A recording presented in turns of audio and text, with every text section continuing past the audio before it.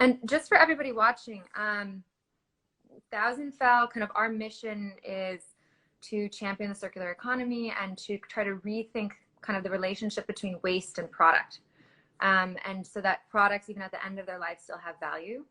And kind of the first step to the circular economy, why we're really excited to speak with Jess today, and I'll let her introduce herself in a minute, is because one of the first tenets or steps to kind of starting a circular economy or starting a circular lifestyle is keeping products in use as long as possible.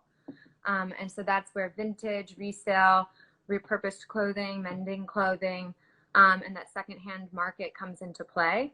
And Jess is somewhat of an expert in that area. And so we're really excited to kind of touch on how you can start to build a more sustainable wardrobe through vintage and resale. Awesome. So Jess, maybe just to kick off, would you give us a bit of a background on your career, who you are? I think you're in New York. You work in marketing. Yeah. You also have this not side project, but you're also a founder.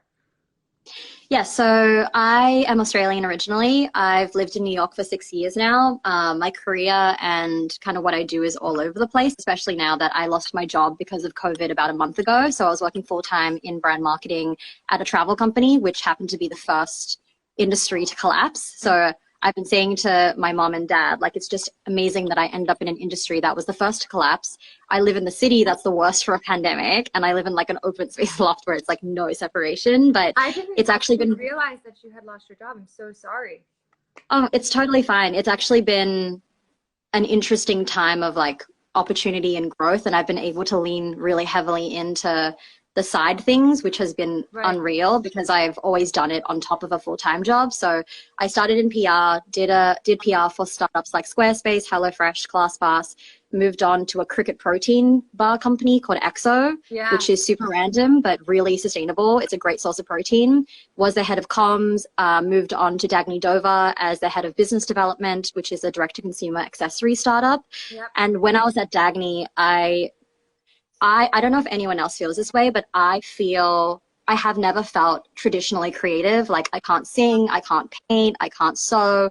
In all those kind of traditional creative fields, I didn't feel like I fit in, but I needed a sense of creativity that was outside of work. So I started a vintage store called Ghost Vintage.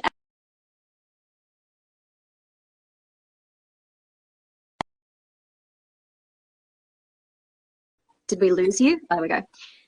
Included vintage shopping. So I've vintage shopped since I was 12 years old, firstly out of necessity, and then it just became a lifelong habit. I've shot on film since I was 12 years old as well. So I decided to create a vintage store where the primary source of content was finding women with 9-to-5 jobs who turned their side hustles and their passions into actual businesses. So I would find these women. I interviewed a woman called Yumi, who was a full-time advertising exec and had a hot sauce company on the side, which she fully like bottled, like created a swag out of her own kitchen. I spoke to Cleo Abram, who used to be a model and had a newsletter called The Short Version, where she kind of did the like both sides of the spectrum on political issues. She's now a full-time producer at Vox. So I got to meet all these women, shoot them on film. They would try the clothes on, and we'd kind of have a profile series around why it's important to have hobbies on the side. And that was the time that I really started getting deep into selling vintage and making it more of a formalized part of my life. Then I moved on to Intrepid, which is my previous job as a brand partnerships manager. So I did all their partnerships in creative brand marketing for North America, biggest sustainable B certified travel company in the world. And then during that time is when I started Second Life Marketplace with my partner, Natasha, who owns the Consistency Project. And that idea was born out of in Sydney, where I'm from, and in Berlin and in Paris, there are these markets that you can go to and you can sell your clothes as a regular person. And it's this great community vibe. You buy something for yourself. It's secondhand. You can meet the people behind it. I loved going to markets, but New York real estate means you can't really do that. And your only options are Beacon's Closet, that gives you like $3 for a bag of clothing, or the Real Rip, which is like the same. So we wanted to create a space that made vintage and secondhand accessible and fun and casual. So it's half people of influence who sell their own closets, and then half local, affordable, accessible vintage stores. So the idea is that you have a place where you can shop sustainably, make a friend, feel really accepted, find something in your size, find something in your style, and it's not that traditional experience you have of Right. going into a vintage store and feeling really like put off by the vibe or feeling like it's exclusive in any way. That's incredible. And so, and sorry, just so that I'm clear. So Ghost Vintage is your multimedia project. Yeah. Spotlighting women. Secondhand Life is is also Secondhand Live Marketplace. They want everybody to go follow everything. Is your like vintage and secondhand resale, but you're allowing local boutiques to also sell on Secondhand Live. And so Ghost, the multimedia project, but it's also a vintage store. So I sell like vintage clothes through that. And then Second Life Marketplace is like a marketplace event where we get a community together to sell vintage and secondhand. Got it. I love that. Is there any super interesting to hear about the markets in Sydney and Berlin? Is there any like local regulation against individuals selling used clothes in New York? Have we like thought about getting a warehouse 1 weekend a month and inviting people?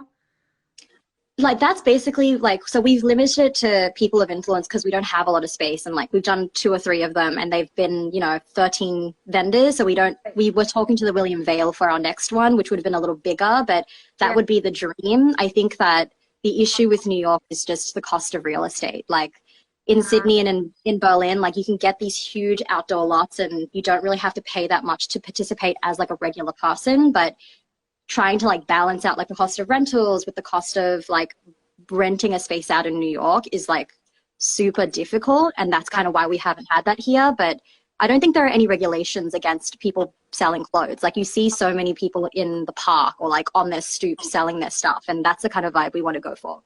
Awesome. A little bit of a kickoff kind of for everybody listening. I'd love to like quickly dive into some terminology with you, and probably something that as you kind of got into this space, you kind of had to familiarize yourself with or start with. But what does sustainability mean to you?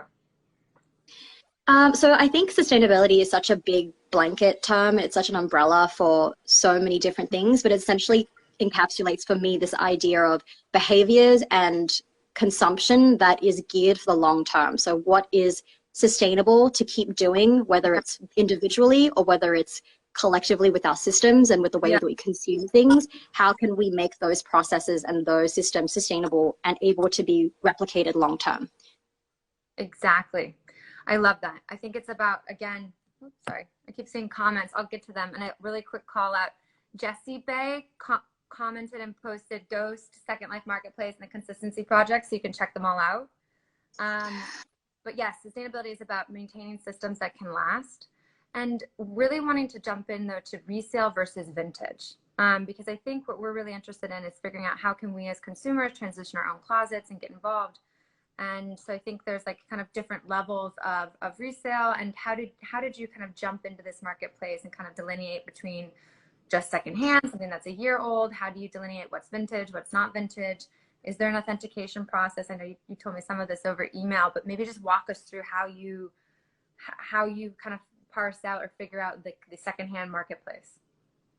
Yeah, so I think personally, my issue with vintage to date has been that it can be incredibly expensive. And when you think about vintage, I think the image that comes to mind is something that's super expensive, something that's hard to find, and something that is inaccessible for most people, size-wise or price-wise. And because I think vintage is just a fancy term for secondhand. It's just a little older. Obviously, if you want to get into the technical details of like the decade it's from, I think anything from the 90s and before that is like more true vintage, whereas probably from the 2000s is like secondhand. But in my mind, there's no delineation because it's all secondhand, it's all circular, and but they're both just pieces of clothing. And because the way that I was introduced to it when I was 12 is going thrifting, that's secondhand clothing inherently. And I think when you make these, when you use these terms like vintage to define like the circular fashion economy and buying secondhand then seems like it's not as good. But most likely is what you're buying and what you want to wear on a day-to-day basis is going to be just as serviced by secondhand clothing as it is by true vintage. Like this is an Aritzia top that I got off Poshmark secondhand, and that is as special to me as these pants, which are, you know, these are true vintage, these are from the 80s. But I love the ability to be able to kind of mix those things together, because you can get something from Zara, you can also just get it secondhand. Right. You can also buy something vintage, and maybe that's the way that you think of something, as buying it that's a little bit more special, that's a little bit more specific to what you want. But for everyday people, I think secondhand is going to be one of the fastest growing sectors for the circular economy. Right. Especially as there's not that much vintage out there, but there's a lot of just like random fast fashion, right? And where do we put those pieces? Like, do they go to landfill? They're just as, you know, wearable and durable as any vintage piece. So I think it's important to kind of not be so separate about, do you want to wear vintage or do you want to wear secondhand? For me, it's just like anything secondhand is good. So ghost vintage is not just like what we would think of vintage, but like what goes around comes around. Ghost vintage is really like special secondhand pieces. Yeah, I would describe it like that for sure. I think with ghost vintage, I try to stay away from sourcing like, you know, secondhand Zara, for example. But if I'm selling my closet, I would sell it through there just to keep that brand elevation a little high. Right. But I wouldn't go, I definitely don't specialize in like designer pieces. I specialize in like very special everyday pieces that can infiltrate your wardrobe and go with everything else you wear in a way that's flexible, in a way that is still special, but not quite as expensive as your designer vintage. Got it. No, it's super interesting you mentioned Zara and Aritzia and some of the fast fashion companies, and the fact that, and kind of the role of secondhand. Some interesting things I've learned this week, and I can't for sure, these are just quotes I picked up in talks I've attended, but I think secondhand and resale marketplace is growing 21 times that of fashion, or 21 times fast fashion, faster than fast fashion. And so that's part of the reason that a lot of these bigger brands now are looking into secondhand, looking into resale, Depop, ThreadUp, all of these new platforms. You mentioned Poshmark that are growing. And then right now, I think we have enough clothing in the world to never have to create new clothing again. Like there's enough clothing to clothe everyone forever. And so you might be done with a style, or you might be done with a shirt, or you might have grown out of jeans, or maybe get reversed, maybe you've lost weight. But how do we keep that in circulation and remove any kind of stigma around kind of secondhand or resale? So something I did want to ask was kind of within that terminology, resale, secondhand, vintage, you kind of mentioned it, but has there been any stigma, especially when you got into secondhand, around words like used clothing, secondhand clothing versus like more fancier terms like vintage, or I don't know, thrifting, and how has that kind of shifted over the past 2 years, if at all?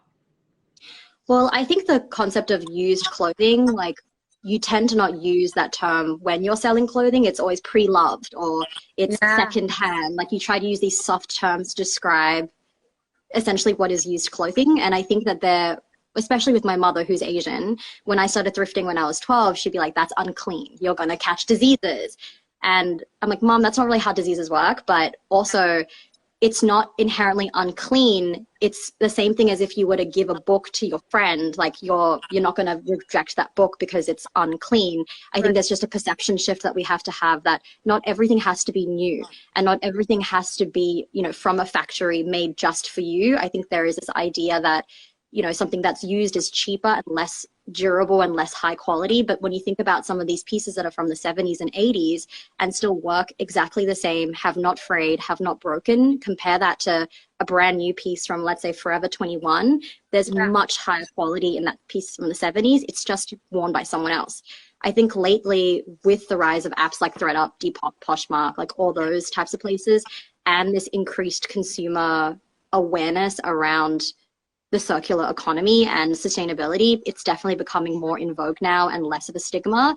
But I do think that there is still both a stigma against used clothing and vintage clothing, because I still talk to people and they're like, and this is true, the vintage market can be very size exclusive and not very diverse.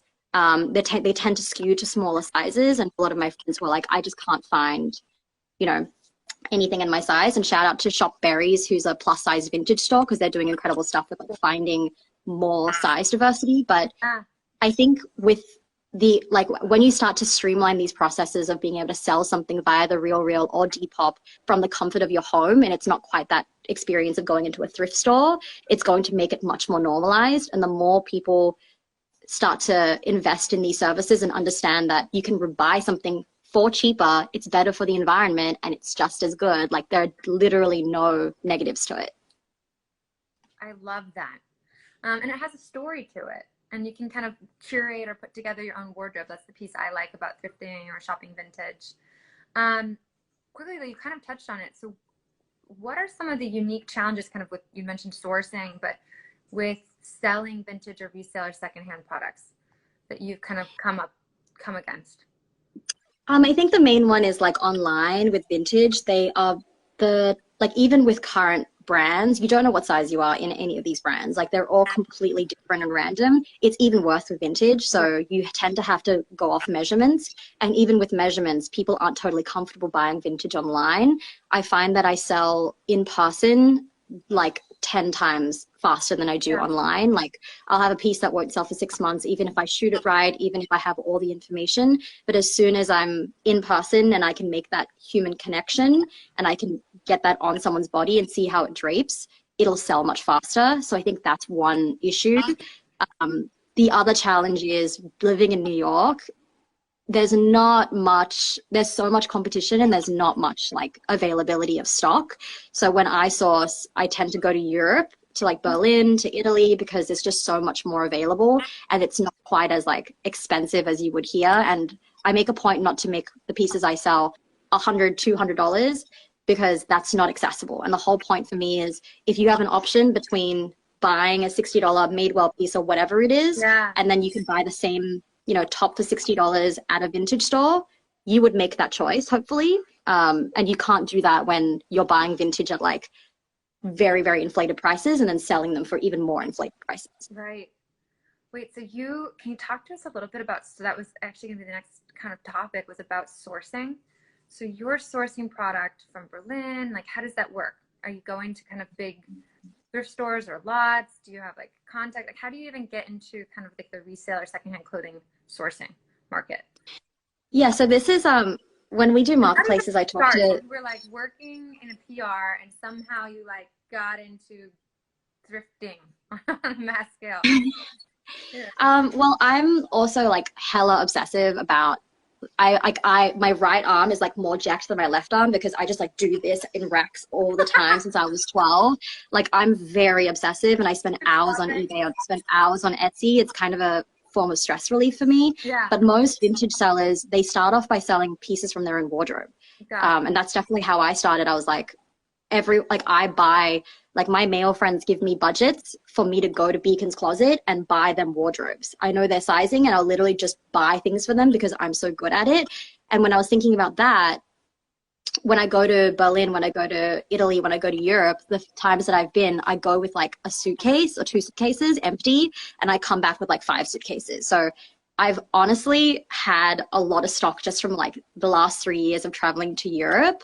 Right. Everyone sources differently. A lot of people will not talk about this because everyone's extremely protective about where their sourcing is from. But I can tell you now that most people go to thrift stores out in Long Island, or like go into the Midwest and like do trips to Florida and like just go through thrift stores every single week and pull things. Wow. I know people who thrift on eBay. That's a big one if you're looking for like specific stuff.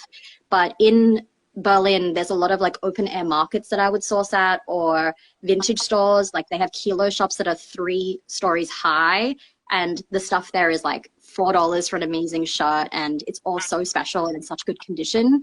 But I would start looking at developing relationships with like clothing sorters and the factories where all the donated clothing gets sent before they get sent out to charity shops.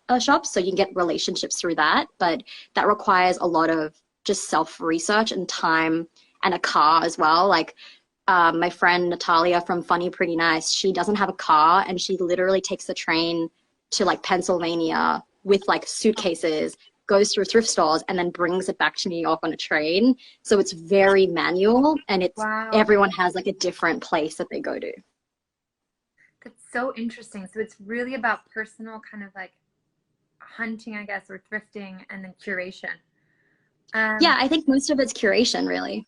How have you seen, so with the rise of things, we kind of talked about it, like Depop or like Poshmark, when you could sell easily from your own home and you don't have to drive traffic to a standalone site, has that changed anything for people that like you that actually have a knack for it and for curating vintage? And do you see kind of the way that vintage and secondhand just resold changing in the next 2 to 3 years? Or do you think that, or maybe potentially, and maybe I'm giving you an answer, but potentially like as Depop, Poshmark, ThredUp become more and more crowded, there's an even bigger need to come to people like you that can actually curate and add value or find value in secondhand clothing?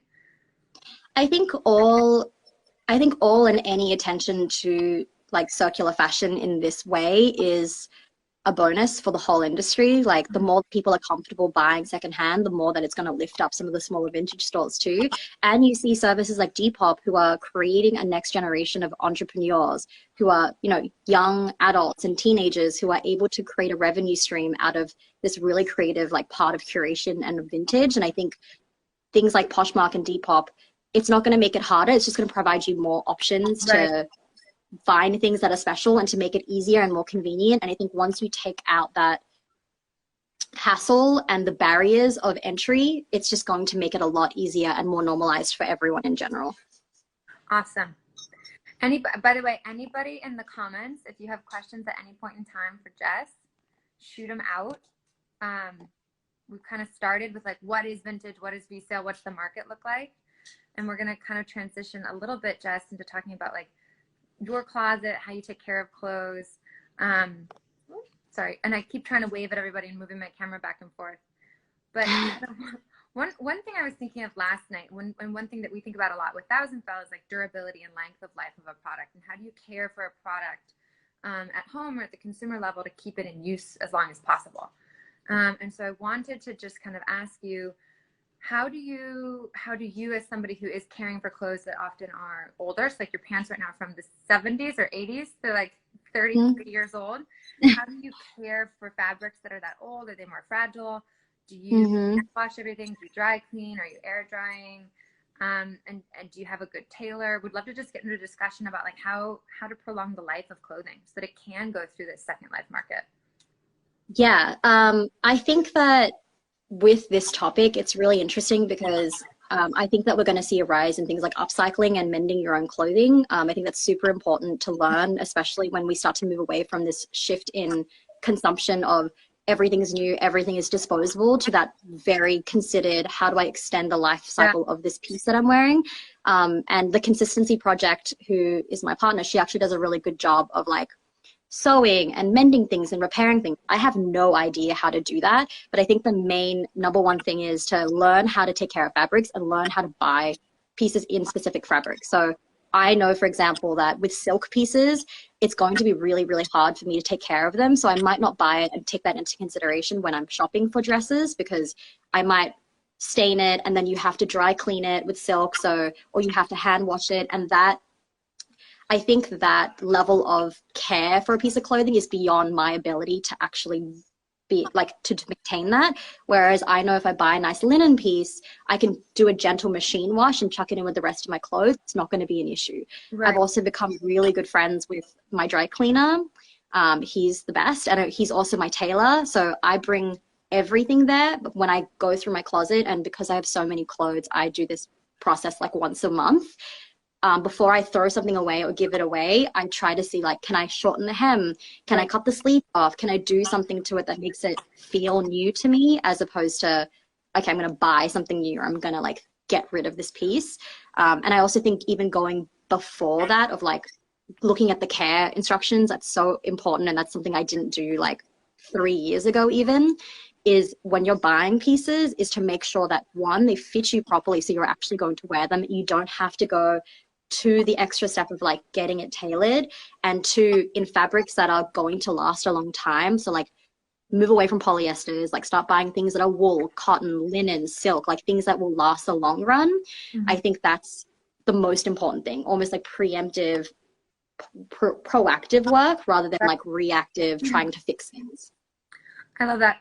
We actually, something that we've started doing, I've started doing over the past year or a couple of years, is after really learning about fabrics, constantly looking at the label, choosing to buy either recycled materials. So if it's a, if Girlfriend Collective or something like recycled polyester, recycled nylon, and then all naturals and no blends. So like 100% cotton, 100% wool, 100% linen, knowing that those things eventually could either be recycled or biodegrade, but and also are going to be easier to care for.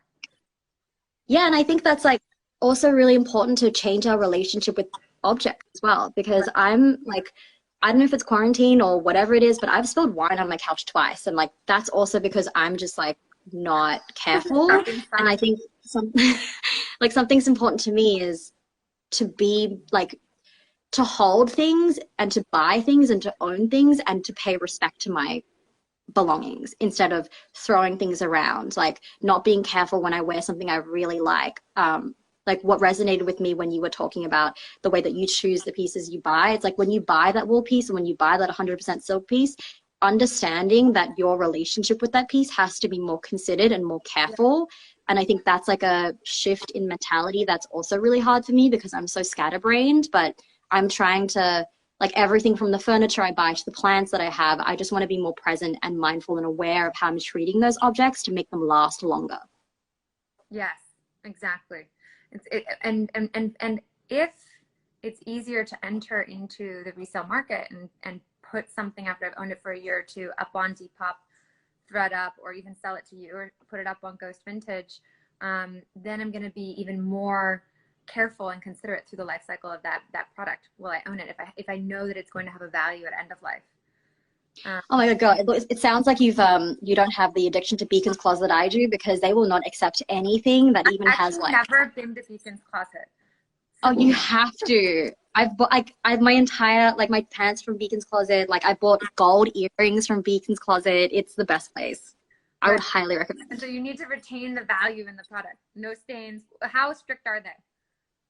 They're very strict. Like once I gave them 4 bags and they gave me like $10 and rejected everything. And this was like Celine and like random labels. So they're very, very, very strict. But the strictness comes across because you can find some incredible things. And I've shopped at Beacons the entire 6 years I've lived here.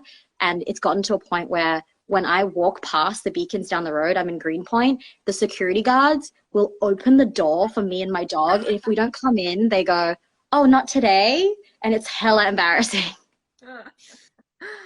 They know your addiction. They know me. It's like intense. You and your dog. Yeah. Jessica has a quick question here, just when we're on sourcing. So what are your go-to and favorite pieces to source?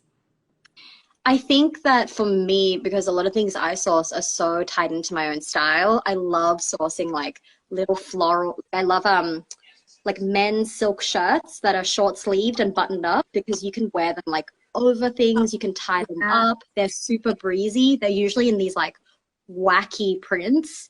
I also love sourcing suits and sets because it's almost like buying 2 pieces in one. And I love sourcing, I guess the last thing would be like little silk Victoria's Secret slip dresses, because those are so cute, and they're like, for the New York summer, it's just lets everything out, and they're so cheap and they're beautiful, and they kind of mimic those really high-end expensive like dresses that you see, but 100% silk, like beautiful cuts, spaghetti straps, like beautiful colors. Are those kind of 3 things, suits, men's shirts, and silk dresses, are those also the easiest to resell? Or have you seen kind of a pattern people are looking for kind of through Second Life Marketplace? I think shirts, like any kind of loose button-up shirt, is so easy to sell, because you can, if you have like an extra large silk button-up, you can wear it over the shoulder if you're like an extra small person, or you can wear it more true to size if you're an extra large person. And I think that kind of size diversity in pieces is really important and easy, whereas, you know, leather pants are extremely difficult to sell because it was like one person every 6 months who like fits into them. So I would say that anything that's like silk, oversized, or loose is much easier to find a new life for. Something else just to point out logistically with selling vintage or reseller one-of-a-kind pieces is that every product you list, it's a single product description, a single photo, like it's just used once per product. And so it's double, triple the work for you as you're curating that store. And so I don't think people even realize, like for us, when we put up a product description, we hope it's going to last. We have like 1,000 of the same sneaker. But it's a much more time consuming created process to sell one for one.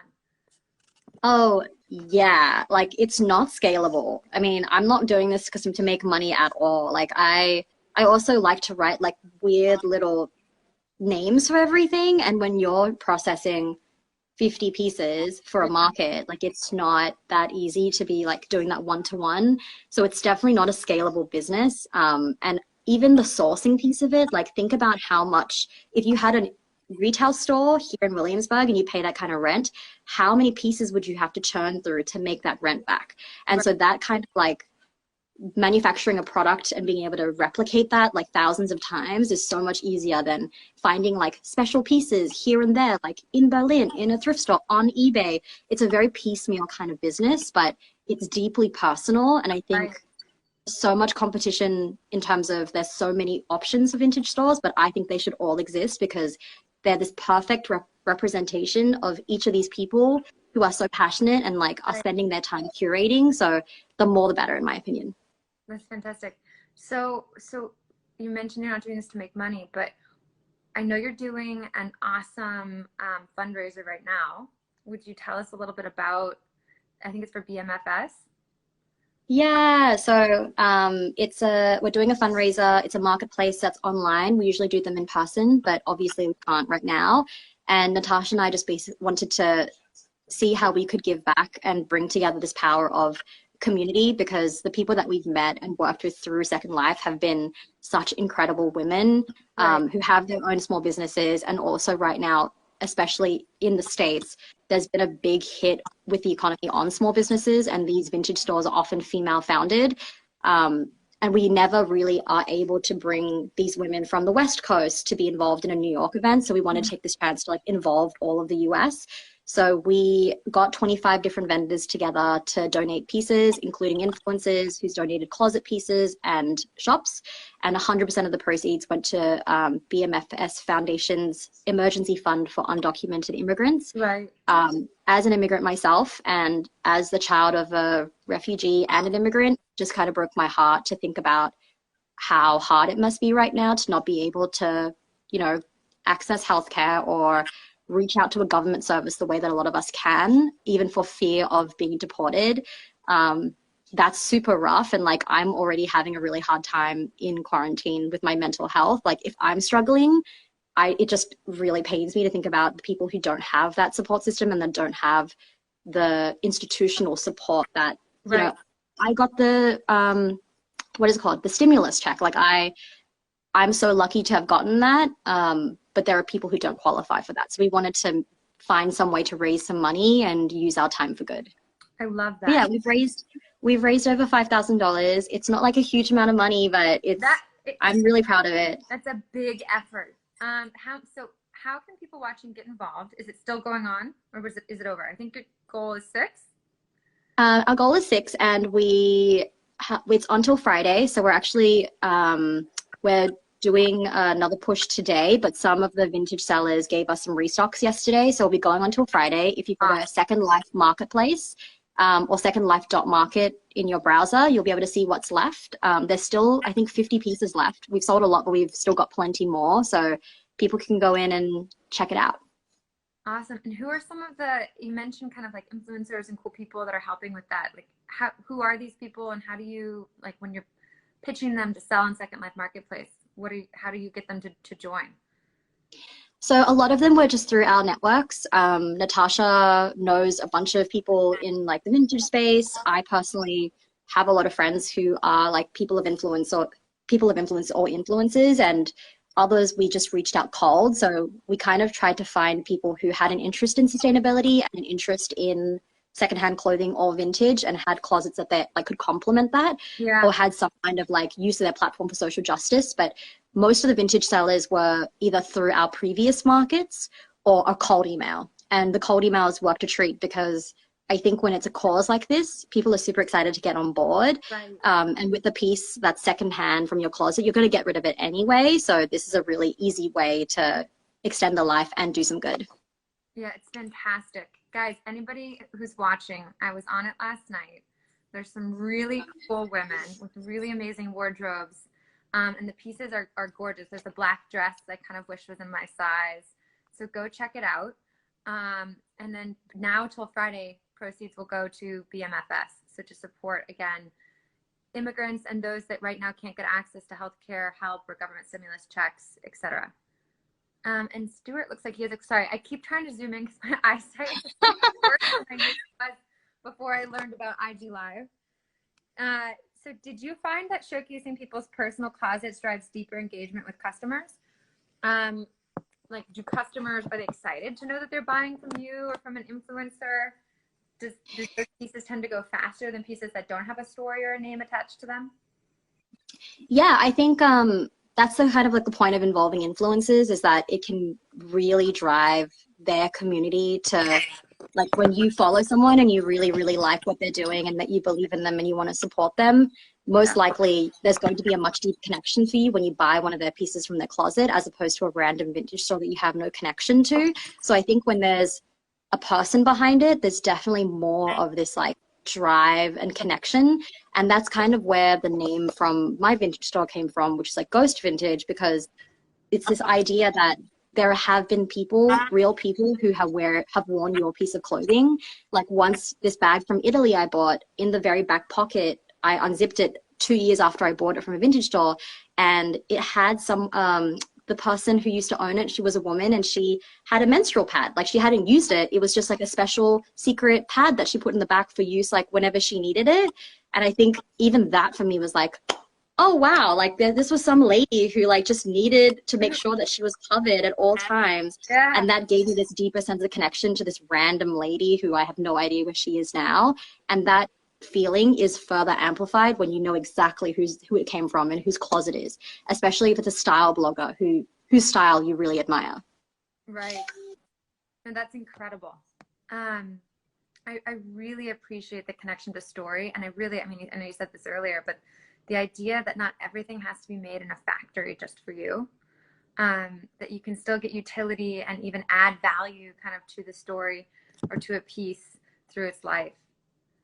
And I think that's the most beautiful part. Like, I don't really think that, I think there's so much value in wearing something and knowing that you're just another person who picked this piece up and it's going to serve you in some way, but that piece has had so many stories before. Like, that person might have worn it on a job interview that they really wanted, or on a first date, or just like to walk in the park.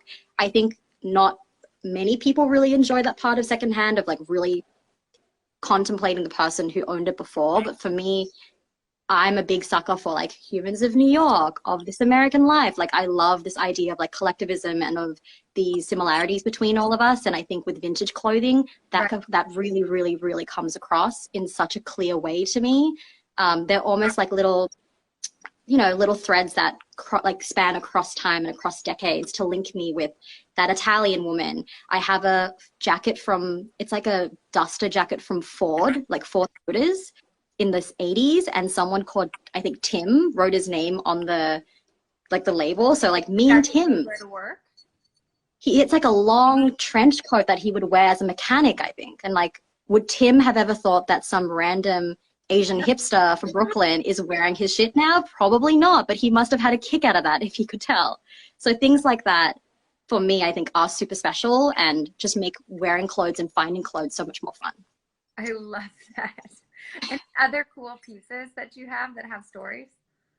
Yeah, actually, there's this t-shirt I bought from this guy. Okay, so it's like a Union shirt. It's a vintage t-shirt I got from Beacons, and it says like, re-elect George Netto. And I was like, who's George Netto? It's just like a very soft, like super nice vintage shirt. And I went and Googled George Netto, and I found out like all this information about how he was like the head of the union, like at this power plant, and he did so much good work to bring everyone together. He did pass away a few years ago, but I just thought it was super dope that I like have this connection with George Netto, and his memory is being like extended. And something like being the head of a union seems so, like it's so small in the scheme of everything, but to have his legacy extended like that for me is just like so special. And I think my other thing that I would mention is when I was in Italy, I went to a vintage store in Milan, and it was super dusty and dark. and I just walked in by myself. There was this little old lady behind the counter, and I was kind of like, this looks really musty. Like, I'm not sure this is my style. But I was looking through, and I found this jumpsuit. And with jumpsuits, it's really hard to find them to fit your body because I'm like very short. I usually have to tailor things. And I pulled it out. I'm like, how much is this? She's like, oh, actually, I have to tell you a story. And it turns out that that jumpsuit came with a matching cape, and she had two more exactly like it. And when I put them on, they fit me perfectly in every regard. And I came out and I was like, what's going on? Like, these jumpsuits fit me perfectly. And she said, it was a woman who came in. The lady was in her 80s.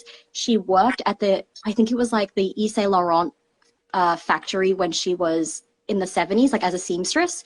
And she would get all the excess fabrics from Yves Saint Laurent and like design her own jumpsuits and like matching capes, because these were really weird sets. And she donated them to me 5 years ago, but not a single person has walked in that can fit them.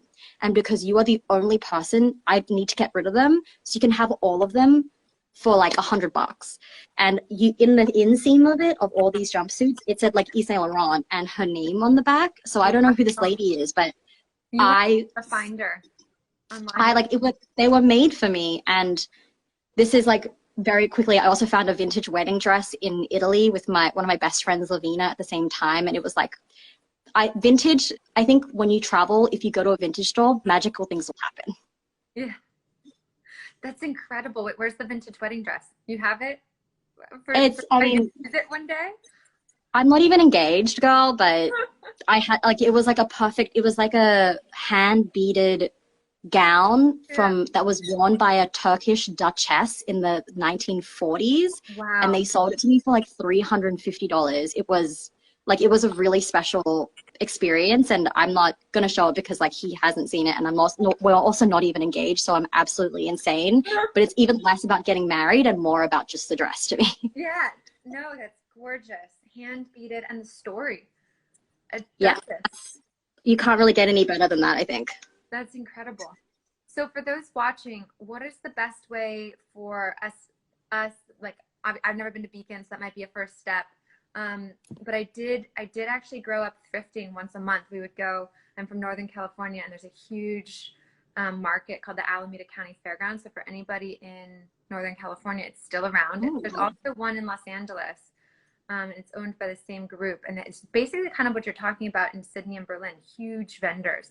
But it's furniture, it's homeware, it's art, and retail. It's amazing. I haven't really like dipped my toe in yet in New York.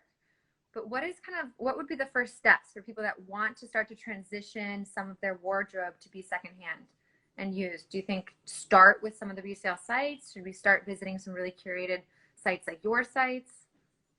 I think you should start where, like, let's say your style is you love super sleek pieces, you buy a lot of like high street fast fashion as it stands. I think even starting with going to ThredUp or Poshmark and typing in like, you know, even something like Rachel Comey, extra small, like and just like putting a alert, you'll get alerts for things in your size with brands you really like. That's a really easy way to start. And then also you can ensure that the sizing will be correct for you. So if you know that you're, you know, in Citizens of Humanity jeans, you're a 26, like you can Google or find exact pieces you want. That's a very easy way to start. But otherwise, like, go to those markets, go with a friend. It's a beautiful day outdoors when we are allowed to be back outdoors. I would also say that, you know, places like Beacons is just, or Buffalo Exchange actually segment by size. So when you go there, it's not as overwhelming. And even just going in there with an open mind and like browsing your rack is a very easy way to transition your wardrobe into like a little bit more secondhand. I love that. So we're definitely going to get out to vintage stores, to markets as soon as we're allowed out, hopefully later this summer. My right arm is like, that's like phantom. I don't know, in any of the communities or circles you're in, do you think COVID will change kind of the secondhand to resale market? Do you think it'll move it more online? Yeah, I think that like that's a really, you know, hard thing to gauge, because it's the same thing as kind of visiting businesses like, you know, your local cinema or your restaurant. No one really knows how much this, like, the pandemic is going to affect small businesses like that. And I think thrift stores and vintage stores are another version of that. Luckily, you can still buy a lot of vintage online. So with Second Life, we've actually built out a directory of online stores that you can shop from the safety of your home. So, and they're women-owned businesses you can support safely, and they're all online. So people, I think, will start to sell more online and will be forced to adapt. And I think it's for the better as well, because you even see yoga studios right now who are only starting to invest in live classes or digital platforms. And I think those things will just continue to exist when this is all done. But I don't think there's really anything that replaces the experience of going in person and trying something on and falling in love with a piece the way that you can when you go to a vintage store or a market. So I'm hoping that it doesn't go away. Right. I think it'd be a very big loss, but I also think that utilizing technology to make it more convenient is only going to benefit it. Right. No, I mean, it is so important to try on for sizing, for fit, to feel the fabric. But then if there's a way that we could get kind of that inventory from Pennsylvania to New York easier than women sitting down once a month, maybe that's your next venture. Well, I'd love to quickly, I know we only have about like 10 minutes, but would love to transition to talk about like your lifestyle personally, your closet. Is your closet 100% secondhand? I would say it's 95% secondhand at the moment, and then there's 5% that I probably like Hara the Label, which is a sustainable bamboo like underwear company from New Zealand. Like I'll try to support small businesses like that. But I really, really try to stay away from buying anything new. Like I've even bought my Air Force Ones from Nike on Poshmark in my size, brand new. There's nothing really that you can't buy secondhand. Like even just like this was a capsule couch that I got for $300. Like everything in this house is secondhand, and it's not hard to buy these things secondhand. So I don't find any reason why I wouldn't. And I'm also obsessive about it. So it's a stress relief for me. My entire apartment, all the furniture is secondhand. Really? I grew up shopping secondhand, and then while I was living abroad, I kind of like stopped and fell out of the habit. And I would say probably 20 to 30% of my wardrobe right now is secondhand, but mostly from like the real Poshmark thread up. I just have like thrifting over the past 2 years, but getting the names of like all the sites, like I know there's Apartment Deco, but then there's a couple like Home Union, Dobbin Street Co-op, like all those places, or more like Cherish. Maybe if Stuart's watching, he'll type in sites that curate really awesome designer furniture, and you can make offers. So like like our couch was up there for like $2,000, and that was like $800. They want to sell. I think you're talking about Cherish. Yes, Cherish. Cherish is my favorite site. I love Cherish. Some art, like sculptures, candle holders, like incredible like lamps, incredible pieces on these sites. So particularly for home goods, I think secondhand is the way to go. Because I could never have like all high-end like Italian furniture for my studio. Yeah, I honestly, I think I've always joked around that if my dream job would be to be like, I know, the director of marketing at Craigslist, because I feel like that shit's under tapped here, and whoever's running it needs to step up, because there are so many people in New York with cool furniture that they need to get rid of because it's such a transient city. If you just made that site a little bit easier to use, how many people would actually buy secondhand furniture? So if anyone knows the founder of Craigslist, connect me. And you need a new job. Yeah, exactly. Maybe we'll put feelers out after this. Okay, a bonus question. So who should, for everybody watching, who kind of like, if we want to kind of get into thrifting secondhand and start to think about like engaging in this new system and changing, transitioning out some of our wardrobes, some of our home furniture, who are some people you follow for inspiration? So obviously everybody's following Jess. I think it's Jess listening. Everybody's following Second Life Marketplace, Ghost Vintage. But who else should we check out? I mean, Lauren Singer, I think, is just the OG. Like Lauren, and it's also funny because I bump into Lauren a bunch at Beacon's Closet. That's like the only place I bump into Lauren and her dog. But Lauren does a really good job of kind of covering the shifts you can make in your personal life across all type of facets of sustainability. So I really appreciate her perspective. Actually, some of the girls who we recently had involved in the marketplace, like Madeline Della Rosa, who's at Madewin, or Jenny Wellborn from At Where I Live, like they thrift a lot as well. And they have incredible style, and it really shows that you can really have unreal style with secondhand clothing. So I think those two girls are really, really cool to follow. And then in terms of sustainability in general, I would say like Future Earth, love following Future Earth, Slow Factory as well. Like they've done such an incredible job. And then the Consistency Project, like Natasha does, she's like dedicated her whole life to this. And she's also a mom of a 6-month-old baby and has unreal style, has a vintage store in Williamsburg. So I love getting inspiration from Natasha as well. Fantastic. Okay, I'm following Natasha right after this. So Consistency Project, definitely check out Slow Factory, Future Earth. And then who are the two women again? Just so that maybe I should put them in the chat. It's At Where I Live, like WearIlive, and then at Madewin, Madewin, and then finally Pyperbleu, Piper Bleu. Sorry. Pyperbleu. Bleu. Perfect.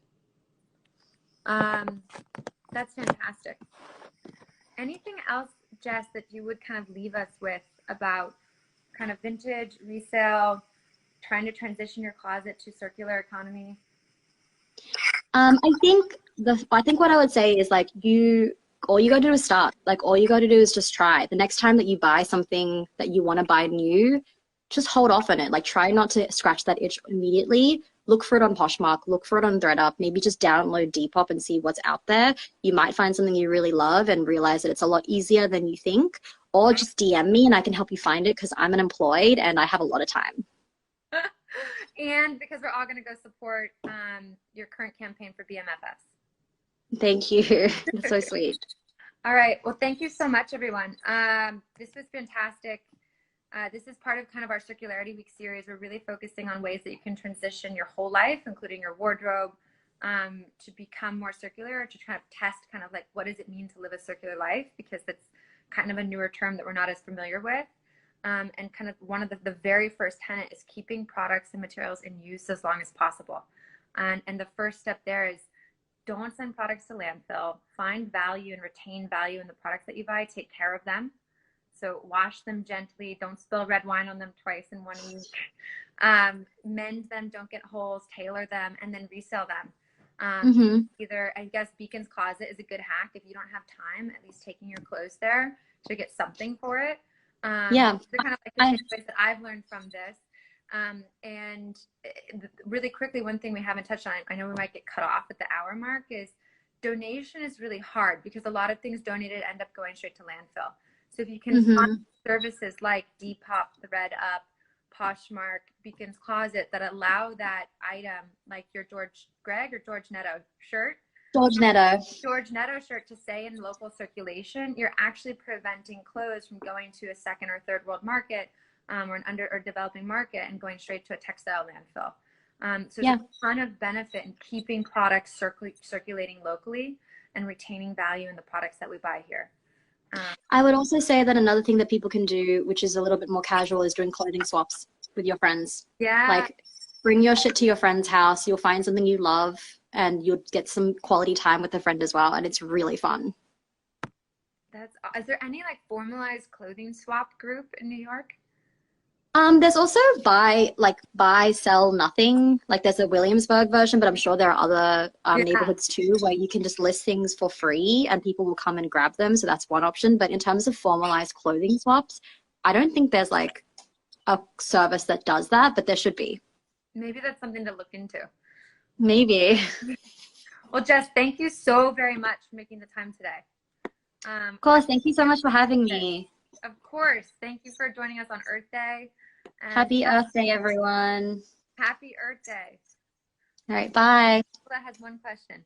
It's not close off to brands that offer recycling services. No, that's a great idea.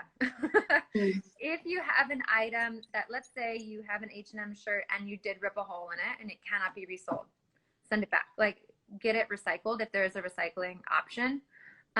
So for example, with Thousand Fell, sneakers, I didn't really say, I'm talking fast, so we might get cut off, but sneakers wear down really quickly, and it's really hard to find a second user for a daily pair of sneakers. If a sneaker smells even slightly on the inside, it's a sign of bacteria, and it can't be donated for a second life. And so 85% of donated shoes go straight to landfill, 97% of shoes go to landfill. So for something like a sneaker or underwear or a shirt that you've ripped, if there's a recycling program, definitely send it to recycling. But for something like these fancy, amazing pants that Jess is wearing, instead of maybe sending them to something like Salvation Army or Goodwill, maybe try to keep them in the local economy so that even the next user can get some value out of them. So you might sell them for 30 bucks, maybe, and the next person sells them for 20, 25 in a year. And you're keeping like local inventory and money circulating. I hope that was a point made clearly. All right. Well, thank you guys so much. All right. Bye.